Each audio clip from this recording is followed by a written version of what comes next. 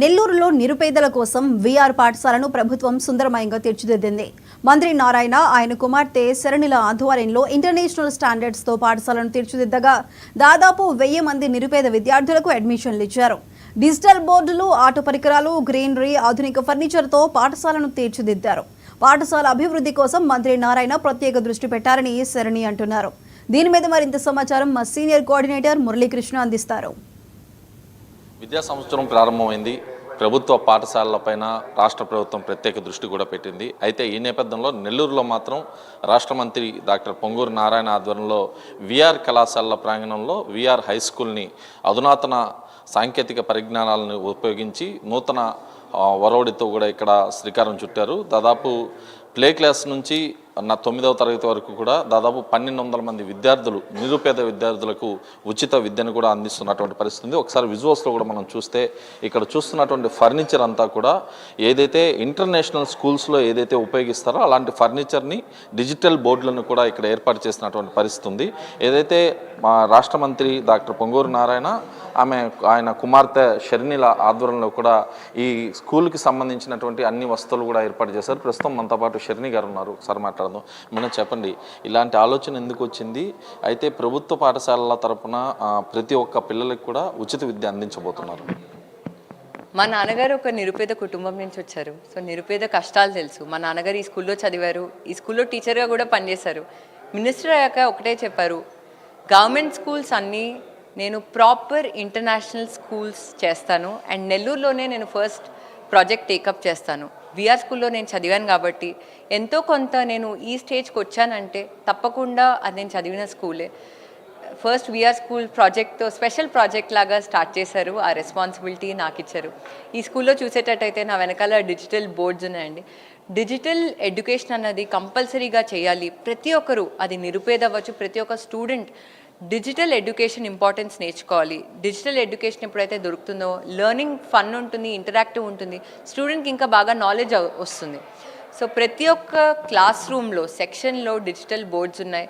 ఇక్కడ మేము high end furniture use చేస్తున్నాం. మీరు చైర్స్ అవ్వచ్చు, టేబుల్స్ అవ్వచ్చు, ల్యాబ్స్ అవ్వచ్చు. ఈ స్కూల్లో ప్రతి ఒక్క ల్యాబ్ ఉందండి. Physics lab, chemistry lab, biology lab, అదేవిధంగా dance room, music room, art room కూడా ఉన్నాయి. And best of the best infrastructure నుంచి ప్రాపర్ టీచర్ క్వాలిటీ స్క్రూట్నీ కూడా జరుగుతుంది. జూన్ 23 నుంచి ఈ స్కూల్ స్టార్ట్ అవుతుంది. ఆల్రెడీ అడ్మిషన్స్ క్లోజ్ అయిపోయాయి, బోర్డు కూడా పెడుతున్నారు. అంటే అడ్మిషన్స్ ఏ ప్రాతిపదికన ఇచ్చారు? అడ్మిషన్స్ అది కమిషనర్ చూసుకుంటున్నారండి. అడ్మిషన్స్లో నేను ఇన్వాల్వ్ అవ్వట్లేదు. మా నాన్నగారు ఒకే రెస్పాన్సిబిలిటీ ఇచ్చారు. ఈ స్కూల్ని 100% ఒక మంచి ఇంటర్నేషనల్ స్టాండర్డ్లో ఇన్ఫ్రాస్ట్రక్చర్ అవ్వచ్చు, అది టీచింగ్ క్వాలిటీ అవ్వచ్చు, షెడ్యూల్స్ అవ్వచ్చు, అవన్నీ నీదే రెస్పాన్సిబిలిటీ అని. మా నాన్నగారు ఒకటే చెప్పారు, నేను మినిస్టర్ అయ్యాక వీఆర్ స్కూల్ని ఒక స్పెషల్ ప్రాజెక్ట్ లాగా తీసుకొని ప్రతి ఒక్క నిరుపేదకి, వాళ్ళ పేరెంట్స్కి చిల్డ్రన్ని పంపించాలని ఉంటుంది, వాళ్ళ చిల్డ్రన్ని స్కూల్కి. సో ఒక మంచి అట్మాస్ఫియర్, ఒక పాజిటివ్ లెర్నింగ్ నేను క్రియేట్ చేసేటట్టయితే వాళ్ళు గొప్ప వాళ్ళు అవుతారు అని గొప్ప సంకల్పంతో మాత్రమే ఈ స్కూల్ని నాకు ఇచ్చారు రెస్పాన్సిబిలిటీ. అంటే ఇక్కడ ఎంతవరకు, అంటే ఇప్పటి వరకు ఎన్ని అడ్మిషన్స్ అయ్యాయి? ఏ క్లాస్ నుంచి ఏ క్లాస్ వరకు జరగబోతుంది? భవిష్యత్తులో ఎలా ఉండబోతుంది?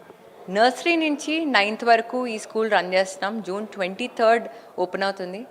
ఈ స్కూల్ కెపాసిటీ, అంటే ప్రతి ఒక్క సెక్షన్ కెపాసిటీ ఎస్టిమేట్ చేస్తే ఈ school capacity 1000 students. Admissions close అయిపోయాయి నిన్నటితో. ఈరోజు చూసేటట్టయితే ఇంకా పేరెంట్స్ వస్తున్నారు, అడ్మిషన్స్ అడుగుతున్నారు. కానీ ఈ స్కూల్ 100,000 కెపాసిటీయే కాబట్టి అడ్మిషన్స్ క్లోజ్ అయిపోయాయి. భవిష్యత్తులో తప్పకుండా వీఆర్ కాలేజ్ కూడా ఉంది పక్కనే.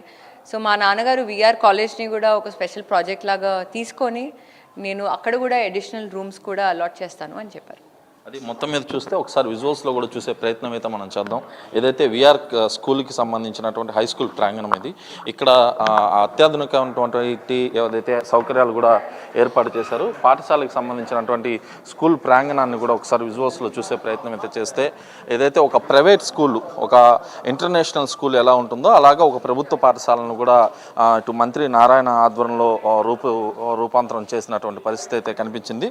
గత వైఎస్ఆర్ కాంగ్రెస్ పార్టీ హయాంలో హయాంలో అంటే ప్రభుత్వ హయాంలో ఈ పాఠశాలను పూర్తిగా కూడా మూసివేసినటువంటి పరిస్థితి ఏర్పడింది. దీంతో ఈసారి మంత్రి నారాయణ ప్రత్యేక దృష్టి పెట్టి ఇటు విద్యాశాఖ మంత్రి నారా లోకేష్తో పాటు మాట్లాడి ఆయన దగ్గర నుంచి కొన్ని పర్మిషన్స్ కూడా తీసుకున్న తర్వాత నెల్లూరులో ఒక సుందరమైనటువంటి స్కూల్ని ఒక తొలి ప్రాజెక్టు చేపట్టాలనే సంకల్పంతో ఈ విఆర్ స్కూల్ ప్రాంగణాన్ని అయితే సుందరమయంగా తీర్చిదిద్దారు. ఇదే విధంగా నెల్లూరులోని మిగిలినటువంటి ప్రభుత్వ పాఠశాలల్లో కూడా మరింత అభివృద్ధి కార్యక్రమాలు చేపట్టి విద్యార్థులకు మెరుగైన విద్యను అందించడమే ప్రధాన లక్ష్యంగా కూడా చేస్తున్నామని చెప్పి అటు నారాయణ ఇటు ఆయన కుమార్తె షెరిని కూడా చెప్తున్న పరిస్థితి అయితే ప్రస్తుతం కనిపిస్తుంది. వీడియో జర్నలిస్ట్ వంశీతో కలిసి మురళీకృష్ణ 99 టీవీ నెల్లూరు నుంచి.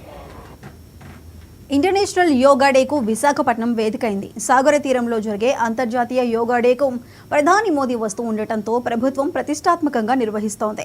రాష్ట్ర వ్యాప్తంగా 5 కోట్ల మందిని యోగాంధ్ర కార్యక్రమంలో భాగస్వాములను చేసి ప్రపంచ రికార్డును నెలకొల్పాలని చూస్తోంది.